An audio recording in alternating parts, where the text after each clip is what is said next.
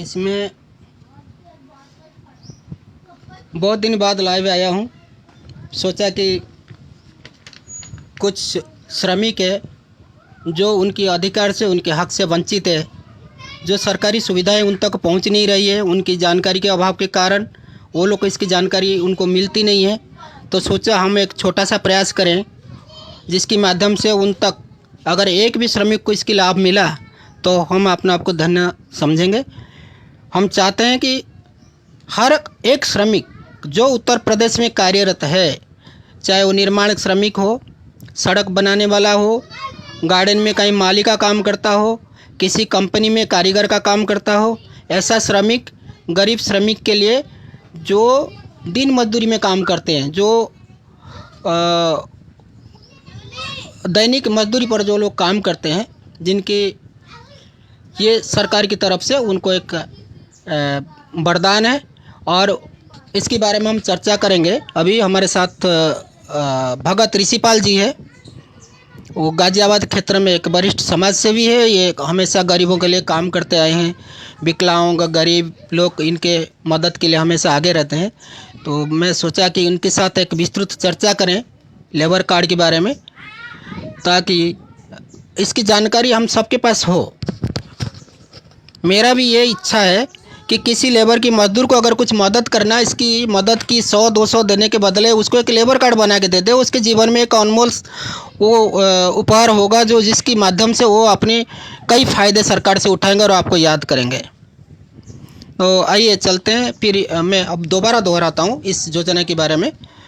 जो इनके पास हाथ में एक कागज़ है, जो उत्तर प्रदेश की जो पंजीकृत निर्माण श्रमिकों के कल्याण अर्थ संचालित योजना है, जो योगी सरकार के अभी जो गरीबों की मदद करने के लिए इतनी सारे योजनाएं हैं, इसमें ये भी एक श्रमिक जो पंजीकृत निर्माण श्रमिक के कल्याण के लिए ये संचालित योजनाएं है। योजना के और ये योजना की लाभ मिलती है हमने, क्योंकि मेरा Kalinga facility management private limited company है और हम लोग CSC से भी हमारा लिंक है और हम इस तरह की सुविधाएं अपने ऑफिस से भी प्रदान करते हैं। ऑनलाइन भी हमारा सेवा होती है और ऑफलाइन भी होता है। तो ये लाभ मिलती है। जो लोगों के मन में ये धारणा है कि सरकारी योजना ऐसे कागज़ पे रहता है, अब वो कागज़ पे नहीं है। अभी ये सरकार जो है बहुत मजबूत सरकार है। ये योजना घर घर तक, एक एक व्यक्ति तक पहुंचाती है। लेकिन इसमें क्या है कि जानकारी के अभाव के कारण हम ये योजना का लाभ नहीं उठा पाते और सरकार को दोष देते। हमारा प्रयास रहेगा कि इसकी जानकारी कुछ लोग तक पहुंचे और एक दूसरे की जानकारी से ही ये फ़ायदा का वो मिल सकता है। चलिए पूछते हैं कि ऋषिपाल भगत जी है हमारे साथ। सर आप बताइए ज़रा मुझे, ये जो मातृत्व, आपकी मातृत्व, शिशु और बालिका मदद योजना, इसमें सरकार क्या क्या देती है, ये आप हाथ में रखिए और आप ज़रा बताइए।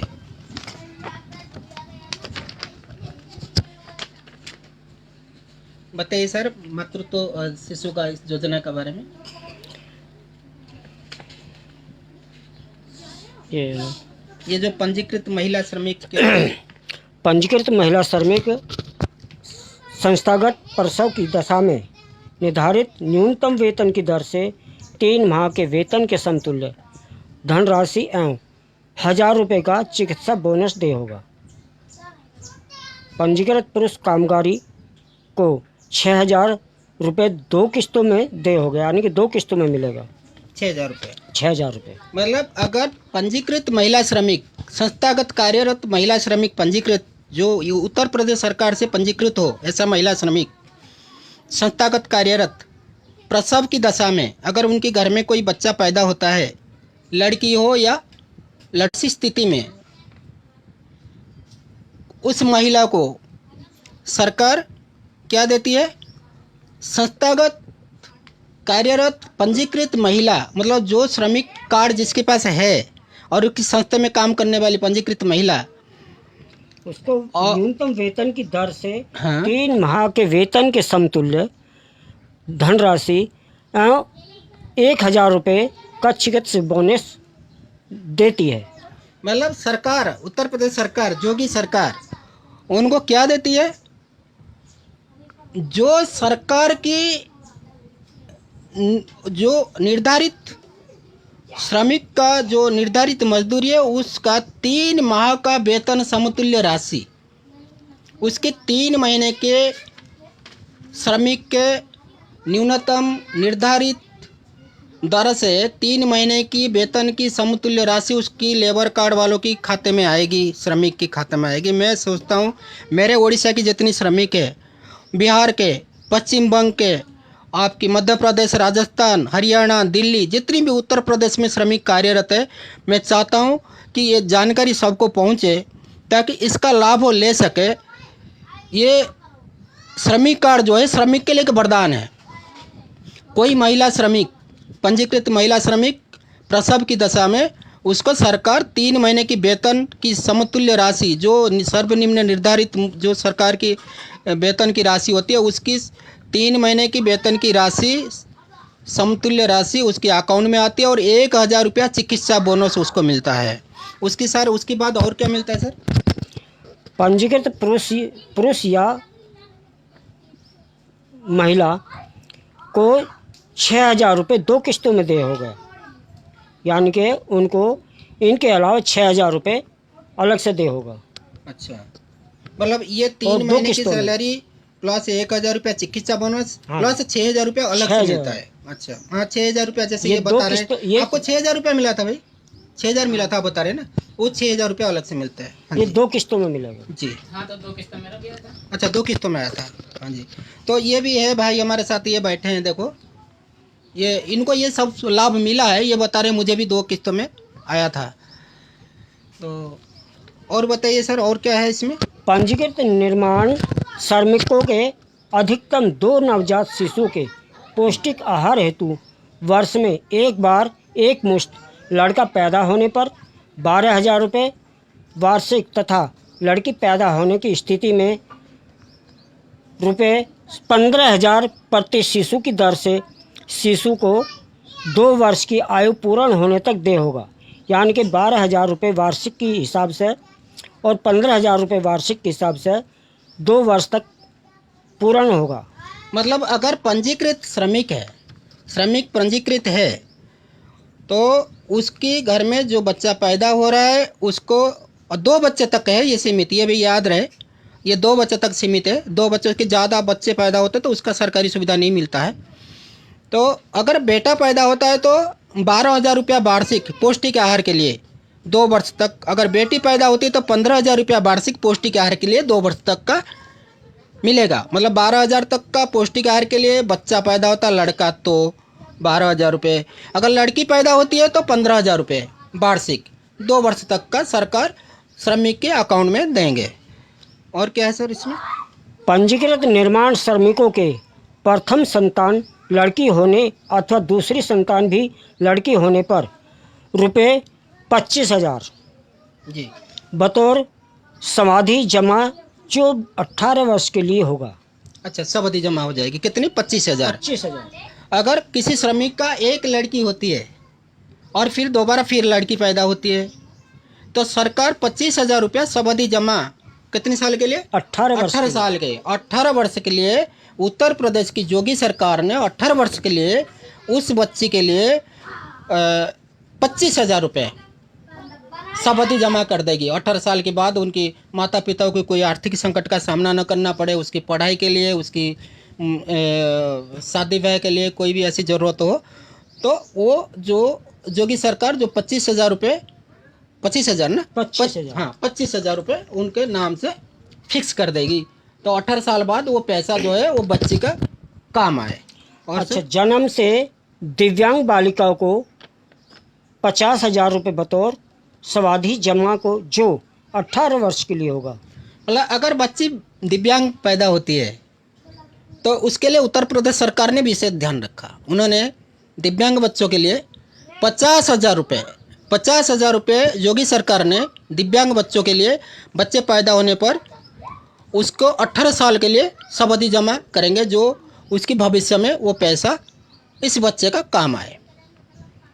इसके बाद और भी कुछ है बच्चों के लिए, मातृ शिशु और कोई कल्याणकारी योजना है इसमें? अच्छा, ये दूसरा है आपका, ये दूसरा है संत रविदास शिक्षा सहायता योजना। जो श्रमिक पंजीकृत है उत्तर प्रदेश सरकार में, मैं फिर से बता रहा हूँ, मैं पंजीकृत का साइट भी बता रहा हूँ आपको।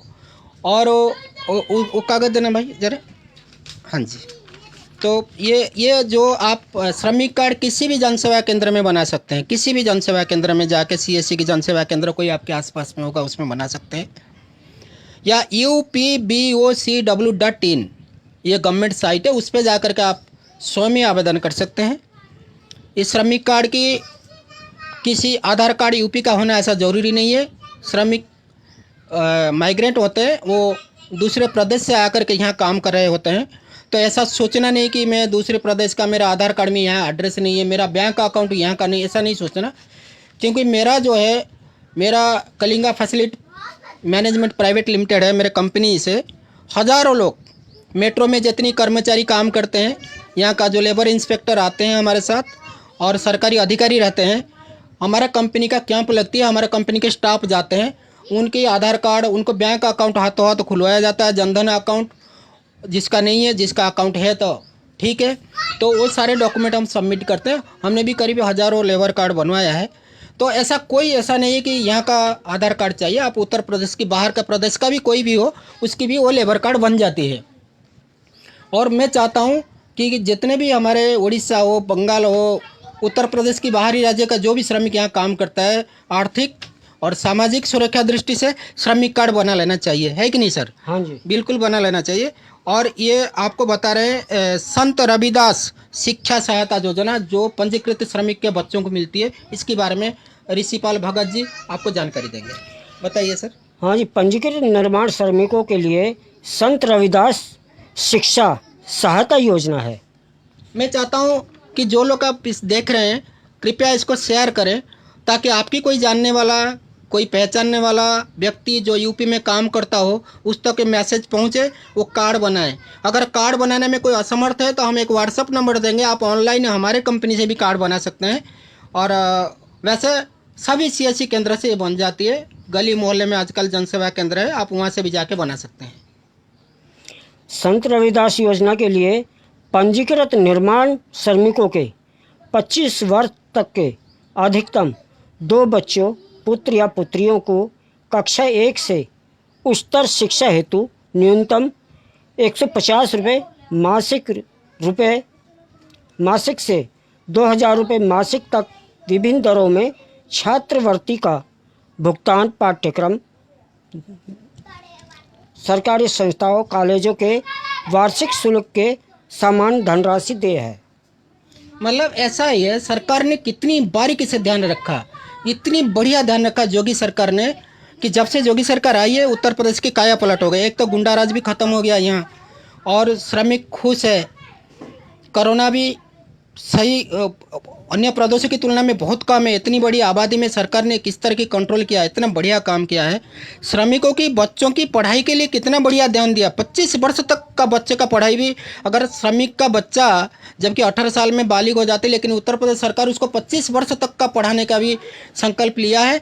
और योगी सरकार, माननीय आदरणीय योगी जी ने इसके लिए इतनी बढ़िया योजना बनाई है कि अगर बच्चा पढ़ता है उसको 150 से लेके 150 से सर 150 से लेकर 2000 रुपये, हाँ 150 से लेके 2000 तक छात्रवृत्ति उसको मिलेगा। श्रमिक की बच्चे अगर पढ़ रहे हैं, पढ़ाई करना चाहते हैं, उच्च शिक्षा प्राप्त करना चाहते हैं, उनको 150 से लेके 2000 तक का छात्रवृत्ति सरकार की तरफ से मिलेगा। हाँ, इसके साथ एक कंडीशन भी है, मैंने भी पढ़ा हुआ है इसको बारीकी से, कि इसके एक स्कूल का या कॉलेज का रिकमेंडेशन चाहिए होता है, प्रिंसिपल का, उनका मार्कशीट की भी ज़रूरत होती है कि बहुत अच्छे पढ़ रहे हैं, उसको अध्ययन करने का स्पर्धा है, और उस क्षेत्र में सरकार जो है इसको लागू करती है। तो इसमें जो है आपकी और क्या है, ITI, vocational course, professional course, और सरकारी संस्थाओं, कॉलेज के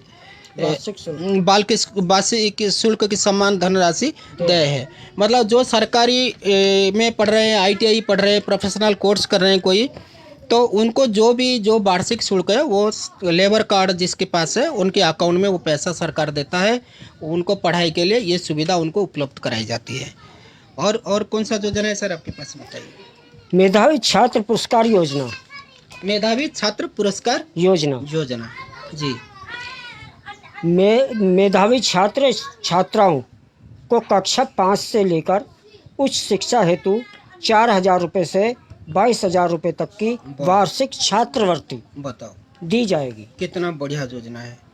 मतलब अगर 5वीं क्लास से लेकर के कौन सी क्लास तक का, 5वीं से लेकर के उच्च शिक्षा हेतु हाँ 5वीं से लेकर के उच्च शिक्षा हेतु 4,000 से 22,000 रुपये तक। 5वीं से लेकर उच्च शिक्षा हेतु 4,000 से लेकर के 22,000 तक का छात्रवृत्ति का प्रावधान है जी। और कौन सा योजना है सर आपके पास? एक पंजीकृत निर्माण श्रमिकों के लिए है आवासीय विद्यालय योजना। पंजीकृत निर्माण श्रमिकों के 6 से 14 वर्ष की आयु वर्ग के बच्चों को आवासीय सुविधा के साथ गुणवत्तापरक शिक्षा की निःशुल्क सुविधा दी जाएगी। गुणवत्तापरक निःशुल्क शिक्षा दी जाएगी। गुणवत्तापरक निःशुल्क शिक्षा दी जाएगी। गुणवत्तापरक निःशुल्क शिक्षा होता है जिस बच्चे के अंदर क्या टैलेंट है उस अकॉर्डिंग उसको एजुकेशन दिया जाता है। जैसे कोई इंजीनियर बनना चाहता है, कोई राइटर बनना चाहता है, कोई किसी विशेष विषय पर रिसर्च करना चाहता है, तो उनको उनकी नॉलेज के अकॉर्डिंग, उनकी इंटरेस्ट, उनकी जिसमें उसका स्पर्धा है, जिसके ऊपर उसका इच्छा है कि मुझे इस क्षेत्र में आगे चलना है और जिसके अंदर उसका इंटरेस्ट है, तो बच्चे को वो उसी हिसाब से पढ़ाया जाता है। और ये आवासीय विद्यालय योजना है उत्तर प्रदेश सरकार की। ये जो हम जैसे प्रवासी मजदूर है, जिसको हमारा उड़ीसा में भी दादन का आख्या दिया गया है, हम लोग भी, तो इस योजना के अंतर्गत जो है जो भी आवासीय शिक्षा कितनी साल से सर, ये कितनी वर्ष की आवासीय योजना जो है? पंजीकृत निर्माण श्रमिक के 6 से 14 वर्ष। पंजीकृत निर्माण श्रमिक अगर हो और उसके 6 वर्ष से 14 वर्ष के आयु के बीच का कोई बच्चा हो जिसके अंदर वो जो मतलब आवासीय शिक्षा का लाभ भी वो ले सकता है। अगर उनका माता पिता चाहे तो सरकार से आवेदन करके उसको आवासीय शिक्षा के लिए वो उसको भेज सकते हैं। यहाँ पे अटल आवासीय विद्यालय बन रही है उत्तर प्रदेश सरकार की अधीन, और बहुत सारे एक ज़िले में 5-6 ऐसे आवासीय विद्यालय बन रही है जो बाल श्रमिकों से उद्धार मिलेगी। उनको जो गरीब बच्चे हैं, बाल श्रमिक के कमी होगी, उसमें उनको आवास में रख करके सरकार पढ़ाएगी। उनके खाने का, उनको पीने का, इनके रहने का, इनके एजुकेशन के सारे खर्चा सरकार उठाएगा, ताकि गरीब माँ बाप जो बच्चों को पालने में थोड़े कहीं ना कहीं असमर्थ है, तो बच्चों की चिंता से फ्री हो जाएंगे और बच्चों को जो है सरकार अपनी गोद ले लेगी। वो अटल आवासीय शिक्षा जो योजना है सरकार की, उसमें ले करके वो स्कूल में रख करके उसको पढ़ाएगा। फिर वो गुणवत्तापरक शिक्षा देंगे। वो स्किल्ड डेवलपमेंट जो एजुकेशन सिस्टम में अभी एंट्री कर रहा है, वो स्किल डेवलपमेंट होगा। जो जिस क्षेत्र का है उस क्षेत्र में उसको ट्रेन करके फिर उसको रोजगार के लिए समर्थ बनाएंगे, जिसमें गरीब बच्चा, जो बाल श्रमिक, जो छोटे छोटे बच्चे जाके किसी होटल में काम कर रहे हैं, किसी गरीब बच्चा कहीं काम कर रहा है, माँ बाप जैसे किसी का घर में वो समर्थ नहीं है बच्चों को ज़्यादा पढ़ाने के लिए, वो इस सुविधा का लाभ ले सकते हैं। और इसके बाद और कोई योजना है सर? एक योजना है कौशल विकास तकनीकी उन्नयन एवं प्रमाणन योजना। अच्छा, ये 5 नंबर कौशल विकास तकनीकी उन्नयन एवं प्रमाणन योजना से कौशल विकास के लिए ये योजना है। ये पंजीकृत श्रमिक के बच्चों के लिए है। बताइए जी। श्रमिक या उसके पुत्र पुत्री के व्यावसायिक परीक्षण पर व्यय की गई धनराशि की प्रतिपूर्ति तथा परीक्षण काल में श्रमिकों को मजदूरी का भुगतान किया जाएगा। मतलब समझा नहीं, इसको थोड़ा बढ़िया से समझाइए, ये थोड़ा सा क्रिटिकल हो रहा, आसान नहीं हो रहा समझना। श्रमिक या उसके पुत्र पुत्री के व्यावसायिक परीक्षण एवं व्यय की गई धनराशि की प्रतिपूर्ति तथा परीक्षण काल में श्रमिकों के मजदूरी का भुगतान। अच्छा, मतलब अगर श्रमिक चाहता है, अगर कोई श्रमिक पंजीकृत है और या उनके पुत्र या पुत्री व्यवसाय की प्रशिक्षण लेना चाहते हैं इसका पूरी व्यय जो है वो सरकार करेगी, यही है ना। यही। ये धनराशि की प्रतिपूर्ति तथा प्रशिक्षण काल में श्रमिकों को मजदूरी का भुगतान। मतलब अगर कोई श्रमिक जो स्किल डेवलपमेंट का है बता रहे हैं आपको, तो उसमें जो कौशल विकास है, अगर कोई श्रमिक है, कोई टेक्निकल कोई काम सीख रहा है, प्रशिक्षण ले रहा है या उसके बच्चे ले रहे हैं, तो प्रशिक्षण के समय में उसकी मजदूरी सरकार देगी, उनको प्रशिक्षित करेगा। ये कौशल विकास तकनीक उन्नयन की तहत है। ये सारी जो योजना है उसके लिए आवेदन करना पड़ता है। वो आवेदन, और जिसके पास पंजीकृत लेबर कार्ड है, वो लेबर कार्ड जिसके पास है वही आवेदन कर सकते हैं इसके लिए। और उसके बाद सर सौर ऊर्जा सहायता नहीं, योजना। ये कन्या विवाह का क्या लिखा है?